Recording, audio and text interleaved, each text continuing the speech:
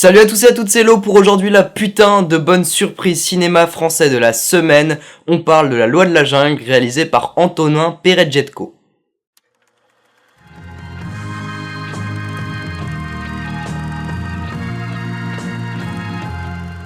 Alors là, plus barré tu meurs.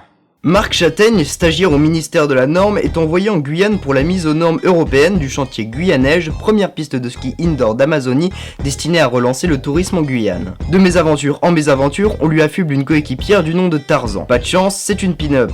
Pire, elle a du caractère. Du coup, on a dans les rôles titres Vincent McCain et Vima Laponce qui se démerdent vraiment bien et on les avait déjà retrouvés au casting du film d'avant d'Antonin Perejetko, c'est-à-dire La fille du 14 juillet qui était aussi totalement barrée, qui allait moins dans le délire vraiment, complètement perché. Je trouvais qu'il restait un peu plus sur ses appuis mais qui était quand même totalement chez père.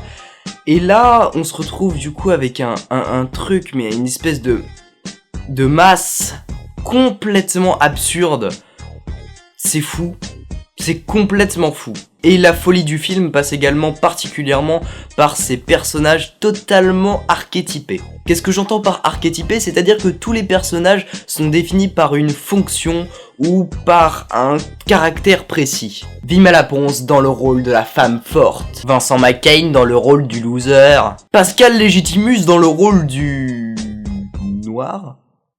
Ces personnages-là sont donc extrêmement clichés parce qu'ils sont représentés par qu'une seule forme de caractère, mais cette forme de caractère est tellement distordue, tellement utilisée et réutilisée par toute la folie du réalisateur que ça en fait mais des personnages incroyables qui balancent des punchlines. Ah mais il y a de ces punchlines. Genre à un moment du film, Marc et Tarzan vont rencontrer deux personnages qui ont l'air assez normaux, et un d'eux adore la guerre, enfin on le voit parce qu'il tire tout le temps avec sa mitraillette comme ça. Et du coup bah ça c'est aussi complètement un personnage cliché et c'est une pastiche, une critique finalement de ces personnages là complètement, des personnages comme ça de films de guerre qui adorent la guerre tout ça. Et on le voit à un moment qu'il est dans la boue et il avance comme ça avec sa mitraillette, il fait oh j'aime la guerre moi j'aime la guerre. Et ça, et je trouve ça hilarant et c'est totalement, mais c'est excellent. Et justement, ce personnage-là n'a pas de trait de caractère, c'est juste un mec qui aime la guerre. Et il va jouer avec ça à chacune des scènes, en le faisant tirer avec son flingue ou en le faisant hurler des espèces de cris de guerre comme ça. Viens ici, sale enculé! Salaud! Je trouve ça totalement hilarant. Je sais pas ce que vous en pensez, mais moi j'adore. Voilà. J'aime la guerre. C'est excellent, putain. Je trouve également qu'il y a un très joli jeu au niveau de la musique. J'en parle vraiment pas assez, juste en disant vite fait sur certains films oh la musique est jolie ou oh la musique est vraiment bâclée. Mais là, c'est plus intéressant que ça. De une, c'est pas vraiment le genre de musique qu'on va penser retrouver dans ce genre de film. Le film se passe à peu près entièrement dans la jungle justement, et ça va pas être des espèces de tambours ou de clarinettes comme ça qu'on va retrouver dans pas mal de films comme ça ou d'environnements comme ça. Va y avoir des trompettes, du rock et même de l'électro à certains moments. Mais c'est particulièrement au niveau de l'utilisation, de la façon dont la musique est placée, que je trouve que c'est du génie. À un moment, Marc Châtaigne est dans le bureau de son employeur, du coup, de l'entreprise de ski, et ils vont commencer à discuter, ils vont commencer à débattre, sur le fait qu'il va aller justement dans cette jungle avec cette femme qui va la guider. Et à chaque moment où ils prennent une décision, où il y a une action qui est faite, par exemple quelqu'un qui se lève ou va y avoir une musique qui va se lancer. Toujours la même musique, et ça va s'arrêter quand la discussion va être un peu plus simple, avec des dialogues qui passent partout, et quand les dialogues seront importants, va y avoir de la musique.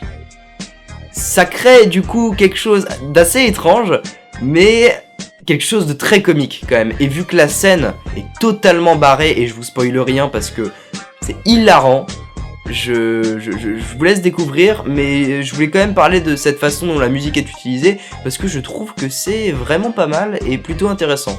Assez étrange au début, mais plutôt intéressant. Également, la scène de fin, dont je ne vous spoile rien, mais la musique de la scène de fin est incroyable. Ça va être un espèce de gros foutoir. Mais alors, là, quand je dis gros foutoir, c'est juste absolument n'importe quoi. Et du coup, ce qu'il a fait avec la musique, c'est que il en a pris une, il en a superposé une au-dessus, avec des bruitages en plus. Et du coup, ça crée un truc absolument génial. En gros, pendant la scène, ça ressemblait à peu près à ça. Voilà. Quand je regardais le film, j'étais comme sur un nuage, en train de me dire, mais qu'est-ce que c'est que ce monde totalement absurde, sans règles, sans rien, c'est juste un film de lâcher prise, qui va vous faire vous sentir bien. Et moi, je l'ai vu comme ça, et je me suis dit, waouh, putain, mais c'est fort, et en même temps, c'est simple, c'est beau, c'est beau. Quand je voyais le fin arriver comme ça, traquer n'importe comment, et j'étais juste heureux. Je voyais le mec sur son banc de montage qui faisait son film et qui l'avait terminé, et qui était juste heureux de ce qu'il avait fait, et bah moi j'étais juste heureux d'avoir vu ce film. Et j'espère vraiment que vous allez voir ce film, parce que c'est juste du génie, et ça va faire vous sentir bien, et allez-y quoi. Allez-y, un film français frais comme ça, qui se moque pas d'une minorité, c'est beau, c'est bon, c'est poétique, c'est drôle, voilà, c'est juste excellent. Donc allez-y, juste pour me faire plaisir, s'il vous plaît, allez-y. J'ai jamais été aussi libre comme ça de dire ce que je voulais, ce que j'avais sur le cœur dans un Ciné Express, ça me fait plaisir. Voilà. Vous avez mon avis sur La Loi de la Jungle d'Antonin Peredjetko.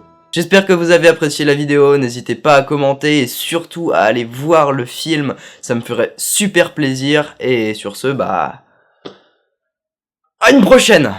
Salut.